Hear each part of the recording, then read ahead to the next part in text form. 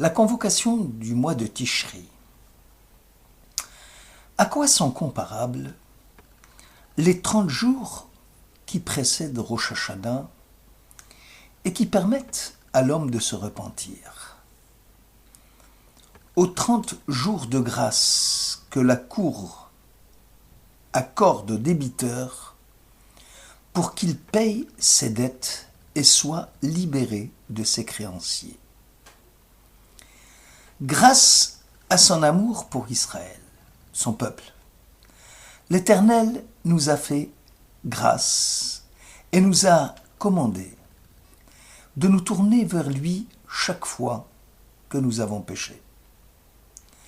Cette loi que je t'impose en ce jour, elle n'est ni trop ardue pour toi, ni placée trop loin, elle n'est pas dans le ciel pour que tu te dises qui montera pour nous au ciel, et nous ira nous l'acquérir et nous la fera entendre, afin que nous l'observions. Non, la chose est près de toi. Tu l'as dans la bouche et dans le cœur pour pouvoir l'observer. Deutéronome 30.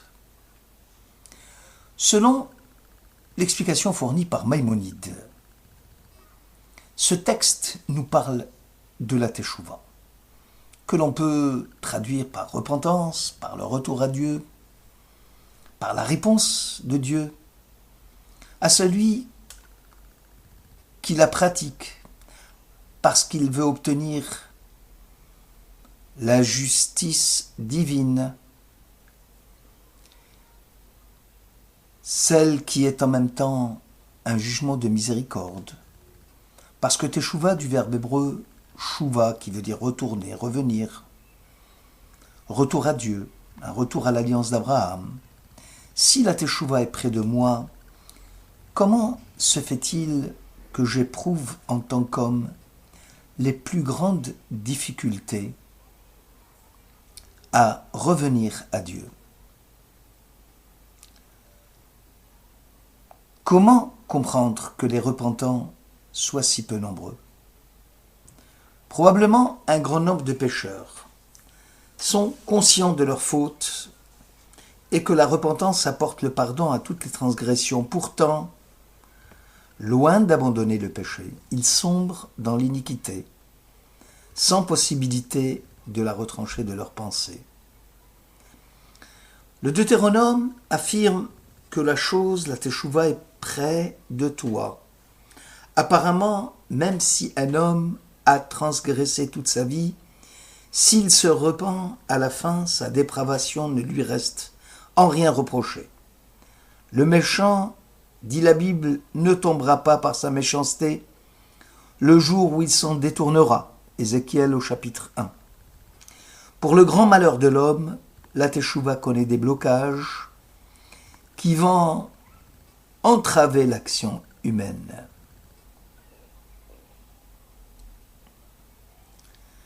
S'il se repent et si l'homme amorce le retour, il s'agit essentiellement de briser le poids des habitudes. L'homme se complaît très facilement dans une situation donnée qui lui semble confortable sans qu'il en mesure les effets à long terme de cet état de bien-être passager. Pensant naviguer sur un long fleuve tranquille, l'homme vient à oublier que le vent peut à tout moment se lever, et avec lui la houle qui risque d'emporter sa frêle embarcation au loin dans les abîmes. Qui est responsable? Qui est coupable de cette léthargie, de cette nonchalance extérieure qui va jusqu'à suspendre la vie? C'est sans nul doute le poids de l'habitude, le confort douillet du train-train quotidien. Très certainement, pour reprendre le langage marin, si quelqu'un d'avisé à bord de l'embarcation avait crié casse-cou en tirant la sonnette d'alarme, le capitaine et son équipage n'auraient sans doute pas sombré. Le traité Shabbat 31b précise, au nom de Rabbah, que signifie la parole du psalmiste au chapitre 49 ? Leur chemin est une pure folie. Il explique que leur chemin est obstrué par la graisse adjacente du côté des flancs. La folie ou la sottise en hébreu se dit kessel. Et la graisse des flancs de l'animal se dit kessalim. C'est la même racine. Pour le maître du Talmud, les mécréants connaissent le chemin qui mène à l'anéantissement et l'empruntent sans souci, étant donné l'habitude prise de vivre sans se soucier de leur avenir spirituel. La mort n'a pas plus d'effet sur eux qu'ils puissent de leur bouche se déclarer satisfaits de l'avenir. Le traité Sota, page 13, rapporte concernant l'enterrement de Jacob. Lorsque les 12 chefs des tribus d'Israël voulurent enterrer le patriarche dans la caverne de Marpella, Ésaü les en empêchant, prétextant qu'il avait cédé le droit d'aînesse à son frère, mais ne lui avait pas cédé le droit de propriété sur le caveau de Marpella. Pourtant, un contrat de propriété avait été bel et bien établi. Seulement voilà, les fils de Jacob l'avaient oublié en Égypte.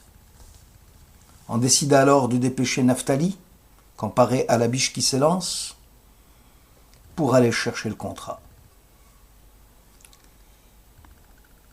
Chushim, fils de Dan, était sourd et ne comprenait pas ce que l'on attendait pour ensevelir son grand-père. On lui expliqua la situation. Il prit alors une hache et trancha la tête d'Ésaü. Le traité talmudique soulève la question. Pourquoi personne autre que Chushim, fils de Dan, n'avait le souci de ne pas laisser le corps du mort, déshonoré, étendu au soleil? Comment est-ce possible que les fils d'Israël puissent supporter l'intolérable en négociant avec Ésaü? Très probablement, ils pensaient convaincre leur oncle du bien fondé de leur argumentation. Seulement voilà, le temps pressait et la dépouille mortelle du patriarche était exposée au soleil d'une façon déshonorante. Et pourtant, les tribus s'accommodaient de cette situation de fait. C'est encore une fois l'accoutumance de l'homme avec les situations de fait. C'est encore une fois l'accoutumance de l'homme avec les situations même les plus tragiques qui est ici mise en cause. Chushim, qui n'avait rien négocié, a pris une décision énergique que la situation imposait. L'habitude de la manière d'être, qui est un comportement permanent acquis par répétition ayant un caractère automatique, c'est par son automaticité qui devient pour l'homme une seconde nature, elle est quasi naturelle, puisqu'elle est acquise à cette disposition constante qui devient manière d'être et une entrave sérieuse à la teshuva. Surtout si cette disposition est commune à plusieurs personnes de même origine, de même religion ou de même culture. Plus proche de nous, Rabbi Chaim de Zara, au XIXe siècle, disait de ses élèves, en paraphrasant la fable du laitier et de la laitière et du pot-au-lait, « Voilà comme nous sommes. Quand les saintes journées arrivent, chacun décide de se repentir et pense en son cœur « je ferai ceci ». Mais les jours passent, occupés seulement de bonnes intentions, sans que la pensée ne mène à l'action. Puis encore, la personne qui a pris la bonne résolution peut même tomber plus bas. À Dieu ne plaise. Et cela, dit-il, par le poids de l'accoutumance. Rabbi Chaim de Zans de conclure, il en est de même pour notre peuple. Nos hommes ont oublié que chacun d'eux est devant le roi. Ils ont oublié ce dont il manque réellement, c'est-à-dire la teshuva. L'un se lamente disant qu'il n'a point de travail. L'autre pleure de ne pas avoir d'enfant. Mais en vérité, ils oublient de prier pour tous les trésors, pour Eretz Israël, pour la Torah, pour les mitzvot, pour le royaume de David, pour le royaume de Dieu, que nous avions autrefois et qui nous manque aujourd'hui. La préparation à la gloire divine est un événement rare de la vie humaine.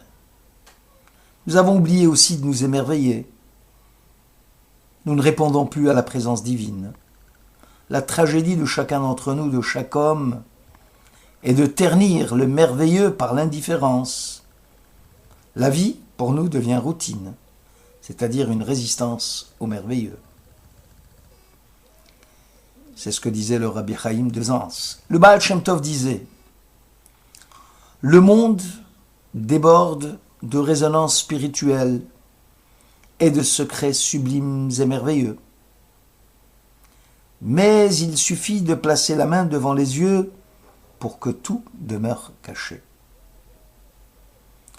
Les merveilles nous entourent chaque jour, et cependant celui qui vit le miracle n'en prend pas conscience. En effet, la perception du miracle n'est pas une affaire de sensibilité physique. À quoi sert d'ouvrir l'œil quand le cœur est aveugle ? Dans la Bible, l'insensibilité est la racine du péché.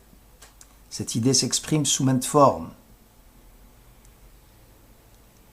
Opiniâtreté du cœur, incirconcision dans le cœur, lève harel. Les prophètes d'Israël reprochent continuellement à Israël son manque de sensibilité. « Tu as beaucoup vu, dit le prophète, mais tu n'y as pas pris garde. On ouvre les oreilles, mais sans entendre. Et pendant les fêtes austères, les Yamim Noraim, nous rappelons humblement, jusqu'au jour de la mort de l'homme, toi, l'Éternel, tu attends son retour vers toi. » Le risque existe, celui d'être pris au piège de la routine, sans lumière et sans mouvement. Dans ses dernières paroles, le roi David avertit son fils, le roi Salomon, « Si tu le cherches, parlant de Dieu, il se laissera trouver par toi. Si tu le délaisses, il s'agit de Dieu, il te rejettera pour toujours. » C'est dans Chronique 1, versets 2 à 9. Bonne fête.